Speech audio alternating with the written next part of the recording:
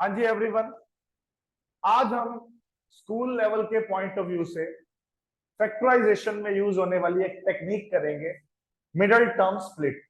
हालांकि ये मैं कॉम्पिटिटिव वाले एग्जाम के जो स्टूडेंट होते हैं उनको भी करवाता हूँ, लेकिन उनके लिए हमारी ट्रिक्स होती हैं जिससे हम जल्दी जल्दी फैक्टराइज कर सकते हैं और जल्दी जल्दी सॉल्व भी कर सकते हैं, उनके सॉल्यूशंस भी दिखा सकते हैं।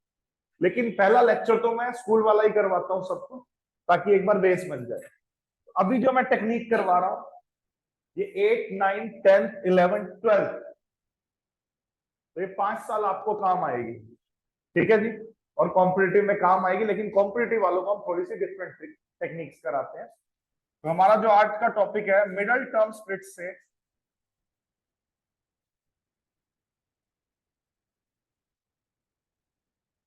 हम कैसे फैक्टराइज कर सकते हैं। किसको? एक क्वाड्रेटिक फॉर्मेट को।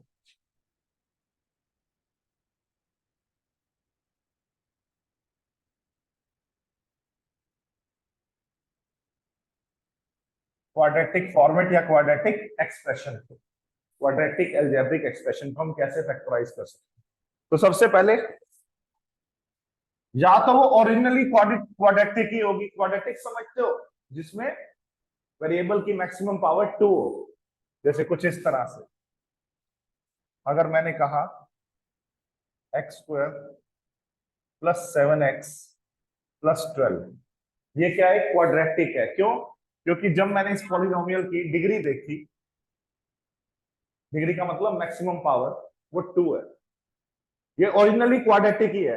कई बार ना फोर्थ पावर होती है, उसको हम क्वाड्रेटिक बना लेते हैं किसी वैल्यू में पुट करके, वो हमारा हायर क्लासेस में आती है वो चीज। अभी मैं आज का जो मेरा पर्पस है वो एक क्वाड्रेटिक को कैसे मिडिल टर्म स्प्लिट का लॉजिक लगा के फैक्टराइज करूंगा।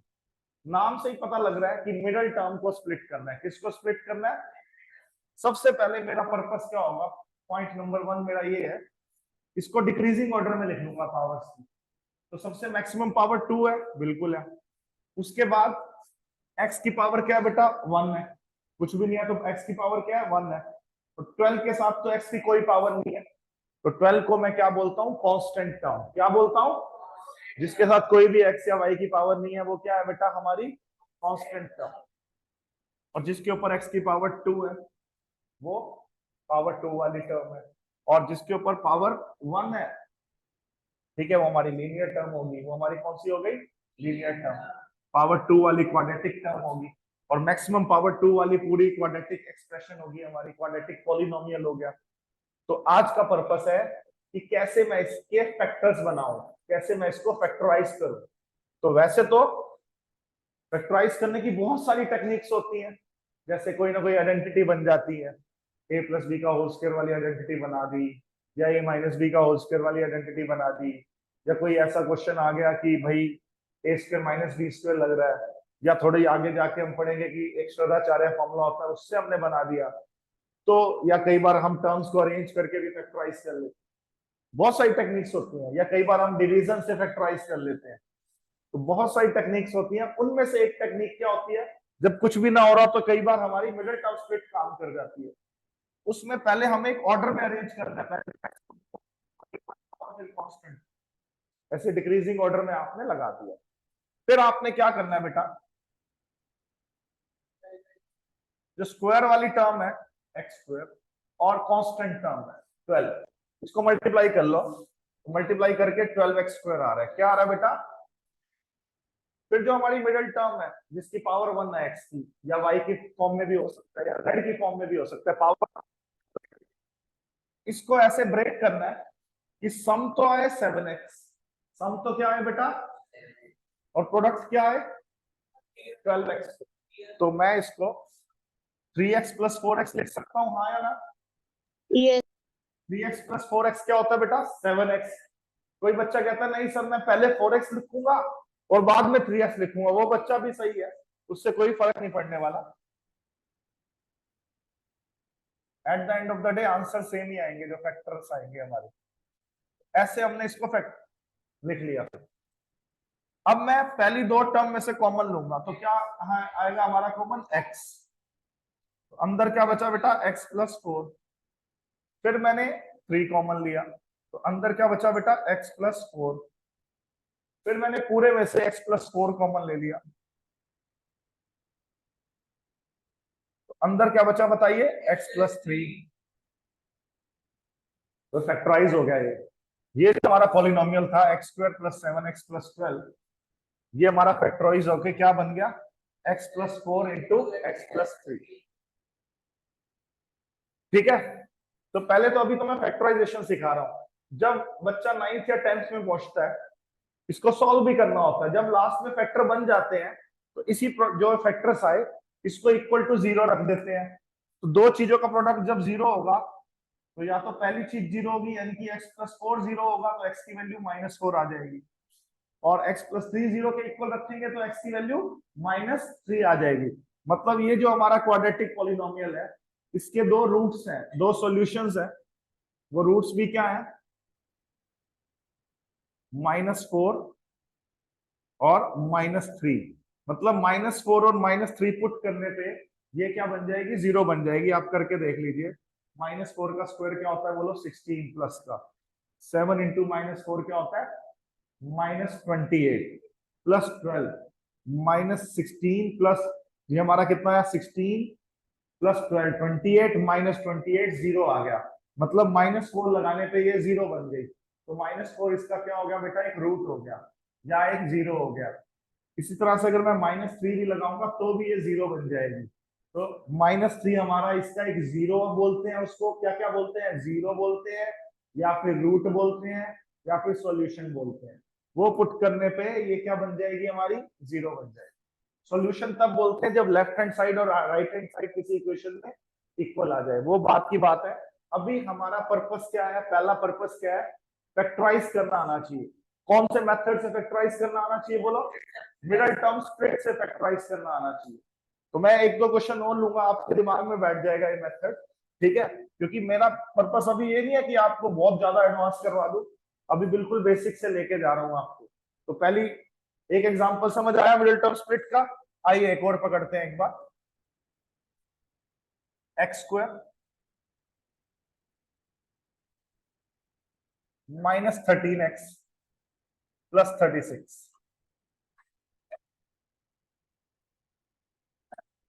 x² -13x + 36। तो बेटा फर्स्ट और लास्ट को मल्टीप्लाई करते हैं हम। आइए फर्स्ट और लास्ट को मल्टीप्लाई करके क्या आ रहा है बताना, 36x²। फर्स्ट और लास्ट को मल्टीप्लाई करने का मतलब कांस्टेंट टर्म कौन है जिसके साथ x नहीं है, वो वाली, और एक स्क्वायर वाली टर्म, वो कौन सी है, x²। ठीक है बेटा, अगर ये डिक्रीजिंग ऑर्डर में अरेंज नहीं है तो कर लो, ये तो है ही ऑलरेडी। पहले स्क्वायर वाली टर्म है, फिर पावर 1 वाली टर्म है, फिर कांस्टेंट टर्म। आ रही है बात समझ। फर्स्ट और लास्ट को मल्टीप्लाई करके क्या आ रहा है, 36x²। अब बेटा हमारी जो x वाली टर्म है, जो लीनियर टर्म है, जिसकी पावर 1 है, ये -13x है। इसको ऐसे ब्रेक करना है कि प्रोडक्ट तो आए प्लस का 36x², और सम क्या है, माइनस का 13x। हाँ, तो माइंड में ही पता लग गया, -4x और -9x।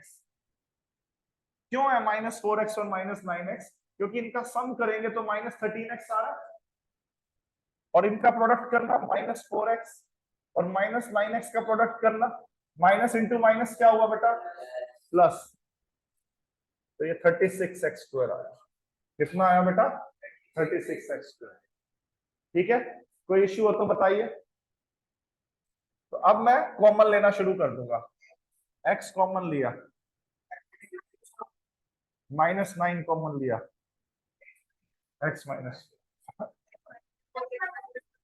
x-4 दोनों टर्म के साथ प्रेजेंट है मल्टीप्लीकेशन की उसमें। तो x-4 पूरे में से कॉमन आया, तो अंदर क्या रह गया, x-9।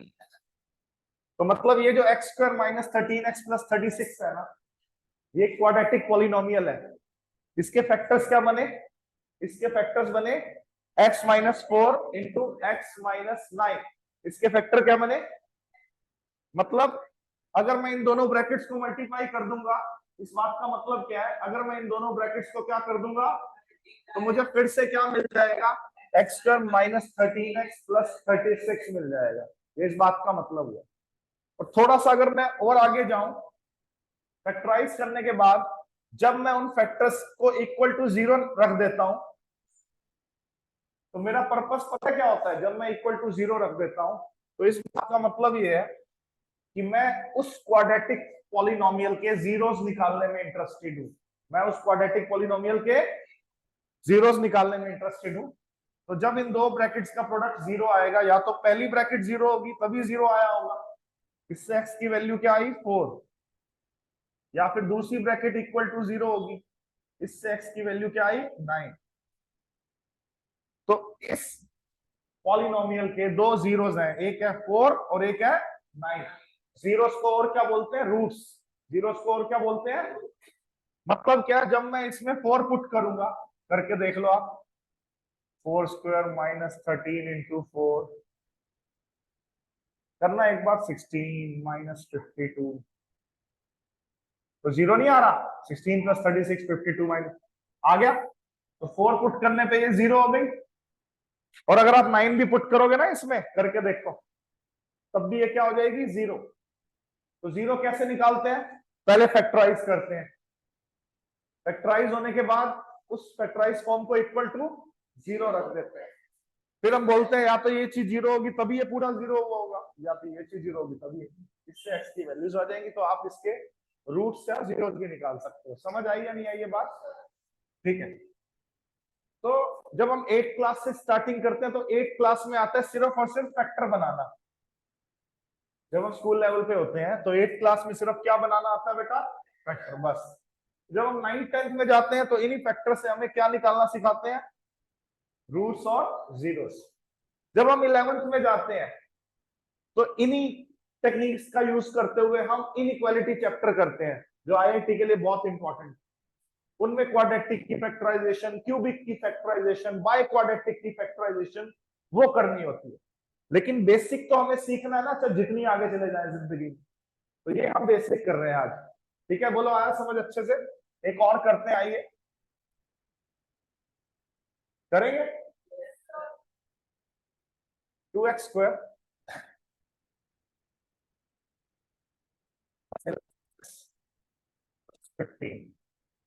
देखते हैं कौन कर पाएगा। जो भी ऑनलाइन यूट्यूब वीडियो भी देख रहे तो एक बार ये करिए, क्योंकि यहाँ पे मेरे साथ लाइव स्टूडेंट्स भी बैठे हैं, वो भी ट्राई कर रहे हैं। तब तक आप भी ट्राई कर लीजिए। तो बताइए, फर्स्ट और लास्ट को मल्टीप्लाई करके क्या आ रहा है? 30x square. 15 और 2x स्क्वायर का प्रोडक्ट क्या आया बेटा? 30x। ठीक है जी। अब 15 और 2x का प्रोडक्ट आया 30x स्क्वायर। अब मुझे -11x को ऐसे ब्रेक करना है कि प्रोडक्ट तो क्या है 30x स्क्वायर, और सम क्या है बेटा? -11x है। -7 माइनस।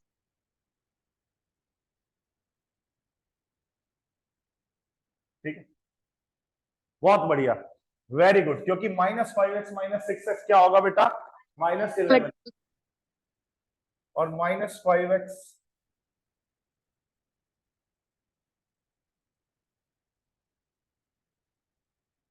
-30x। ठीक है, कोई दिक्कत हो तो बताइए, नो इश्यू। और सम भी क्या आ गया? -11x आ गया। अब मैं कॉमन क्या ले सकता हूं इन दोनों में से? x कॉमन ले सकता हूं। अगर मैं x कॉमन लूंगा तो अंदर क्या बचेगा? 2x -5 बचेगा। अंदर ब्रैकेट में क्या बचेगा बेटा? तो अगर यहाँ 2x -5 बचा ना, तो यहाँ पे इस तरह से दिमाग लगाना है कि ऐसी चीज कॉमन लू कि 2x -5 ही आए। -3, शाबाश, इस बच्चे के लिए क्लैपिंग कर दो, वेरी गुड। -3 कॉमन लिया तो अंदर क्या बचा बेटा? 2x -5। करके देख लो। अगर आपको कभी भी कंफ्यूजन हो तो वापस से मल्टीप्लाई करके देखो कि आपने कॉमन 3 लिया या नहीं लिया। -3 इंटू 2x क्या होता है? -6x ही होता है। -3 इंटू -5 क्या होता है? प्लस का 15 होता है। इसका मतलब हमने कॉमन बिल्कुल ही सही लिया है। अब बताओ क्या पूरे में से क्या कॉमन लूं? क्योंकि यहाँ पे भी 2x -5 x से मल्टीप्लाइड है, और यहाँ पे 2x -5 3 से मल्टीप्लाइड है। दोनों जगह कौन प्रेजेंट है? 2x -5। तो इस 2x माइनस 5 को बाहर निकाल दो, तो क्या रह गया अंदर, बोलो कितने बच्चों को ये समझ आया बच्चे से? बहुत ही शानदार, समझ आया सबको अच्छे से। आइए एक एग्जांपल, जरूरी नहीं है कि हर बार x की टर्म में इक्वेशन है, y की टर्म में आ जाए तो क्या दिक्कत है। अच्छा एक बात बताओ, जो मैंने पिछला क्वेश्चन कराया, मैंने इसको क्या करा, फैक्टराइज करके ये फैक्टर बना लिया। अगर एग्जाम में आ जाए भाई फैक्टराइज भी करो और वेरीफाई भी करो कि आपके फैक्टर्स सही है या नहीं है, तो वेरीफाई करने के लिए इसको दोबारा से मल्टीप्लाई करना है। दोबारा से मल्टीप्लाई करोगे तो फिर से यही मिल जाएगा। जैसे अगर मैं कहूं 35 जो होता है उसके फैक्टर 5 इंटू 7 होते हैं, तो 7 इंटू 5 को दोबारा से मल्टीप्लाई करूंगा तो वापस से 35 ही मिल जाएगा। तो ये जो 2x² माइनस 11x प्लस 15 आया, इसके फैक्टर्स क्या बने बेटा, 2x माइनस 5 इंटू, इनको अगर मैं प्रोडक्ट कर दूं, इनको अगर मैं, तो मुझे वापस से क्या मिल जाएगा, 2x² माइनस 11x प्लस 15। यहां तक कोई दिक्कत हो तो बताइए। ओके एक बात और बताइए, अब मैं थोड़े से हायर लेवल की बात करता हूँ, 8th से 9th और 10th पे आता हूँ, कि भैया वो आपसे कहे इसके रूट्स या जीरोस बताओ, तो जो फाइनल फैक्टराइज फॉर्म मिलती है उसको किसके इक्वल रखना होता है? बहुत ही बढ़िया।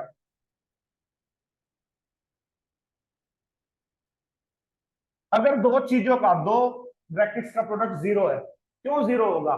या तो पहली ब्रैकेट जीरो होगी तभी जीरो आया होगा, या फिर तभी जीरो आया होगा। तो मैं पहली ब्रैकेट को 2x माइनस 5 को इक्वल टू जीरो रखूं तो 2x 5 के इक्वल आ जाएगा, x 5/2 के इक्वल आ जाएगा। x 5/2 का मतलब समझते हैं आप सब, कि 5/2 एक ऐसी वैल्यू है जब मैं इसमें पुट करूंगा, क्या, जब मैं इसमें, तो ये इक्वल टू जीरो हो जाएगा। ये इक्वल टू क्या हो जाएगा? इसलिए इसका नाम क्या बोला जाता है? जीरोस। इसलिए इसका नाम क्या बोला जाता है? जीरोस। तो 5/2 is one of the zeros of this polynomial. Are you getting my point? Second zero क्या हुआ इस पॉलिनॉम? जब आप आइदर x माइनस 3 भी तो जीरो के इक्वल हो सकता है।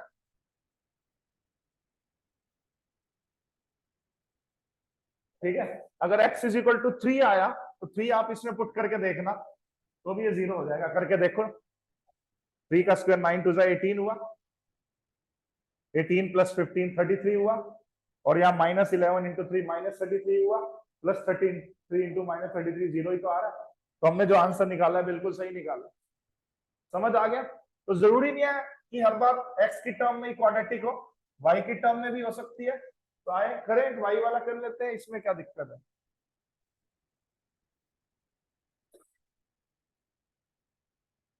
थ्री जेड स्क्वायर z में भी हो सकता है, मैं तभी z में लिख रहा हूं।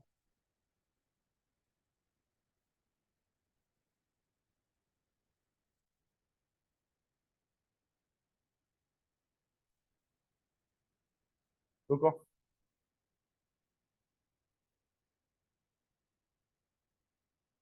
करेंगे इसको। 3z² minus 11z plus 8, first और लास्ट को मल्टीप्लाई करके क्या आ रहा है?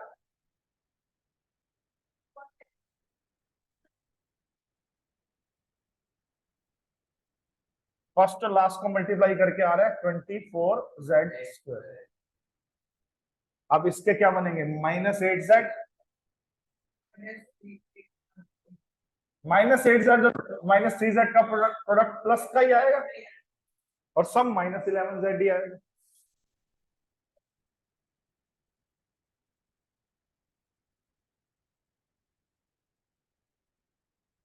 अब बताओ कॉमन क्या आएगा? रिकॉर्डिंग चल रही है अभी, तो कॉमन क्या आएगा बोलो? z कॉमन, तो 3z माइनस 8, -1 कॉमन, तो 3z माइनस 8, -1 कॉमन लेने से तो यहाँ 3z बचेगा। ठीक है, अब 3z माइनस 8 पूरे में से कॉमन, तो z माइनस 1।